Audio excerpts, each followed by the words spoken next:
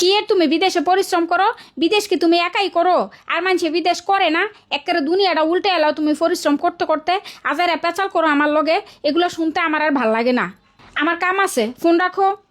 আচ্ছা মা, আমার আব্বু যদি মরে যায় তাহলে আমাদেরকে কে খাওয়াবে? আমার নানুর বাড়ির মানুষরা কি আমাদেরকে রাখবে, খাওয়াবে?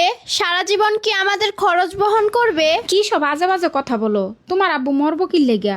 আল্লাহ না করুক, তোমার আব্বু যদি কখনো মইরা যায়, আমাগো মাথার উপরে ছায়া বলতে আর কিছুই থাকবো না। কিসে তোমার নানুর বাড়ি সবাই দেখবো? দেখো না, তোমার বাপ বাচ্চা থাকতেই তো তোমার নানুর বাড়িতে যদি 5 দিনের জায়গায় 10 দিন থাকছি, সবাই মুখ কালা করে রাখে। আর মইরা গেলে সারা জীবন রাখবো? কে কইছে তোমারে?